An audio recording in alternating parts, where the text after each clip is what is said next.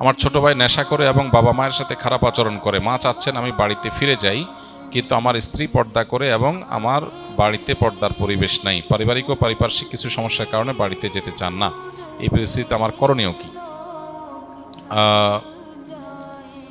এটা একটা জটিল সমস্যা। আমাদের অনেকে আছেন যে স্ত্রী আসলে মায়েদের সাথে থাকতে চান না।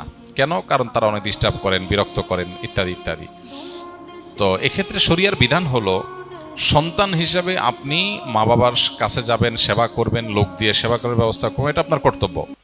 কিন্তু স্ত্রীকে আপনি বাধ্য করতে পারেন না যে আপনার মা বাবা খারাপ আচরণ করে তারপরেও সেখানে পড়ে থাকতে হবে, এই অধিকার আপনার নাই যে আপনি তাকে এটা বাধ্য করবেন। তবে স্ত্রীর এখানে একটা কর্তব্যের ব্যাপার আছে, নৈতিক দায়িত্বের ব্যাপার আছে। সেটা হলো যে স্বামী আমার ভরণ পোষণ সব কিছু দেয়, সব কিছু খেয়াল রাখে, স্বামীর মা বাবার আচরণে কষ্ট হলেও যদি আমি একটু সহ্য করি, কেন? স্বামীর দিকে খেয়াল করে যে স্বামী খুশি হয় তার মা বাবার প্রতি, যতটুকু সামর্থ্য কুলায়, এখানে আননেসেসারি তাকে চাপ নিতে বলছি না, যতটুকু সামর্থ্য কুলায় যদি করতে পারেন সেটা হবে সবচেয়ে ভালো, সেটা করা উচিত।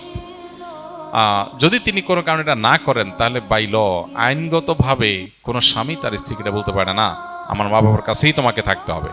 বরং শরিয়ার দৃষ্টিভঙ্গি হলো স্বামী যেখানে থাকবে স্ত্রী সেখানে থাকবে, তার সামর্থ্য যদি থাকে।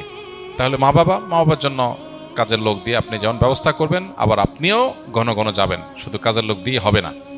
আর নাতিপুতি দেখার তাদের শখ আছে, এটা তাদের হক, অতএব তাদের দেখার ব্যবস্থা করবেন, তাদেরকে আনবেন, নিজে যাবেন। একই সাথে স্ত্রীর প্রতি কোনো অবিচার যেন না হয়, সাধ্য অনুযায়ী মা বাবার সাথে বেয়াদবি না করে সেটাও লক্ষ্য রাখবেন। আবার স্ত্রীকেও বোঝানোর চেষ্টা করবেন, মা বাবার হয়ে ওজোর খাই করার চেষ্টা করবেন। এখানে আসলে ওই যে পাটার পুতার ঘষাঘষিতে মরিচের যে অবস্থা হয়, অনেকটা সে অবস্থা হয় আর কি। এটুকু করা লাগে।